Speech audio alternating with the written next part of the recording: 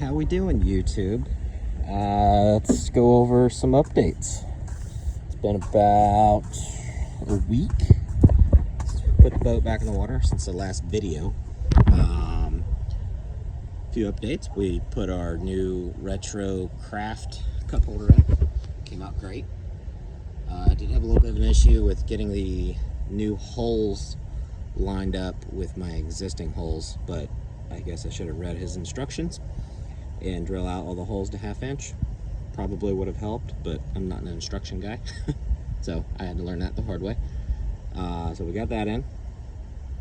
We also fixed our petcock or anti-siphon valve back, which is out real quick.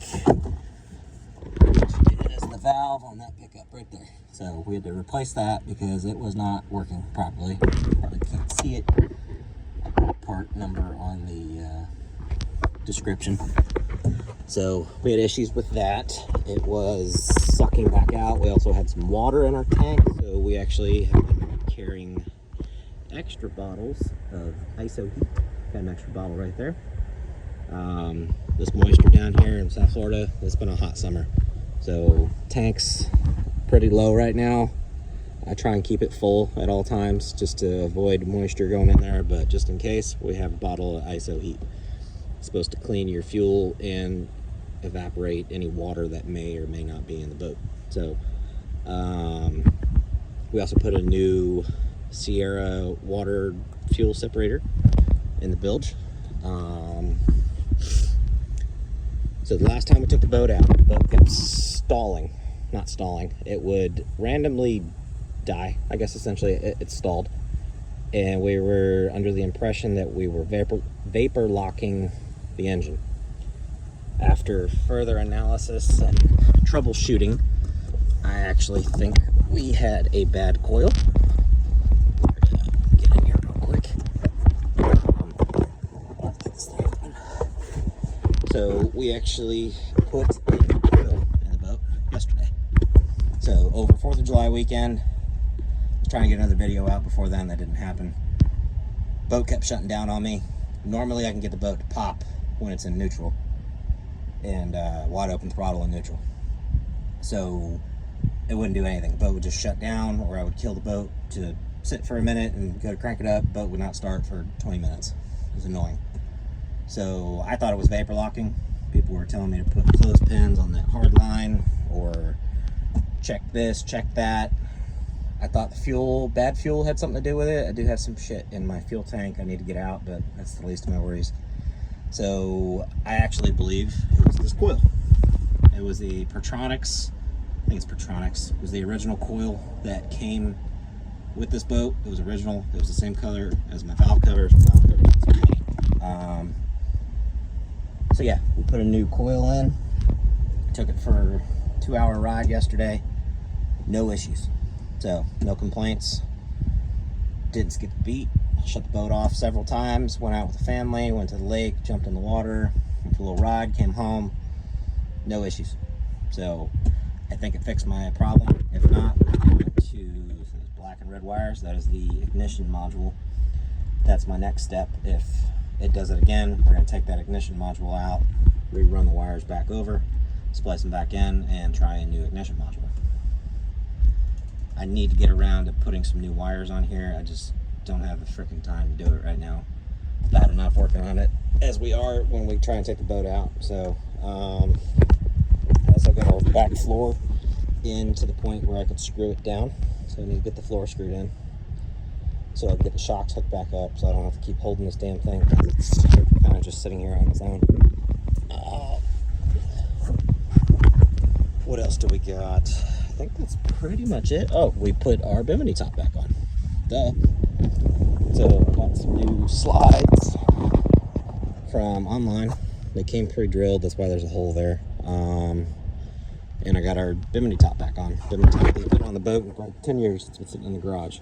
Still in good shape. It's got a few black marks on it. We're gonna try scrubbing it with some soap and water and a heavy brush. Work those stains out. And then again, I don't really care. It holds water. It's still in really good shape.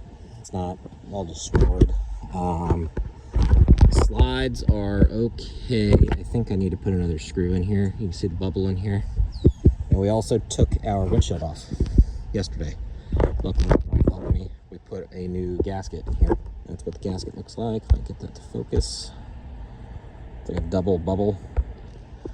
What a pain in the ass to get the windshield up enough to get that new gasket in there. So now you can see we got a nice continuous line all the way around. One little boo-boo here from when the screw went in, it pulled the gasket in a little bit, but I'll tell you what, it looks pretty goddamn good compared to what it looked like. And then we also installed our new foam gasket here over all the screw holes. Constantly messing with this. Get this back in here. And the purpose of getting all that done was to be able to put my slide tracks on. So I do need more weather stripping for this front piece. I'll get to that. I need to order another roll. They only come in, I don't know, however long that is, 5 foot, 6 foot rolls. I thought 2 6 foot rolls would have been enough, and it's not. I need one more to do the front. Need to give the boat a bath. It's a little dirty. Other than that, I think everything's just running pretty good. We're gonna run it. I'm about to wax it because it's a little dirty. We're also gonna screw down our fuel neck because it's not screwed down. I never screwed it down because I keep pulling the tank in and out, fixing issues and whatnot. So I'm gonna finally screw that in, get that done. I need to order our LED cup holders for the back cup holder. I'll get to that. Bear with me. I already ran the wire from the back of the doghouse to about where the ski piling is. So now I need to get a fish tape and fish the wire up through the hull up into the dash so that we can get that wire live. So when we do get our cup holders, everything will be hooked up to our red switch, which is our auxiliary 2. Still waiting on our dash panel. That hasn't come in yet. I'm still waiting on the glove box door. That hasn't been made yet. I think I'm going to go ahead and replace the lower switch panel piece. It's still in decent shape, but you can tell it's just been in the sun. It needs to be replaced. So that's an actually ABS one that was specially made for me, and it has the Prostar logo in it. It's still in good shape. I might end up saving it. We'll see. But yeah, I think that's pretty much it. I'll keep updating you guys on what we end up doing. Took some damage to the platform. Still holding up pretty good with the teak sealer. It's also been sitting in the sun. I think I did this back in April, maybe March. Driven the boat several times since then. So however many months that is, still, I'm not complaining. It's the platform that we made from scratch from an existing, I think it came off a non-teak. I think it came off a barefoot non-teak. So we re-arched and remade this. Came out beautiful compared to the original one. Where is the original one? The original one is just shot. Still have it back here. It's seen better days. So it's got a nice split in it right at the top there. And it's just, put it this way, me, my wife, and my 2 kids were all sitting on a platform yesterday with no worries in the world about this thing giving way, because I don't think the other one would have, I think the other one would have snapped. So they get old and brittle. This thing's still solid. I remade it, epoxied each piece back together, and then refastened it with screws, and then I think I did 6 coats of teak sealer, going from 600 grit all the way to 2000 grit in between each phase, which is the old Mastercraft regiment on how to do your platforms, and it's been holding up pretty good. So there's a few little nicks in it, but you know, we use it, so can't complain. All right, I'm gonna get to waxing before it gets too hot out. Thanks for watching, guys.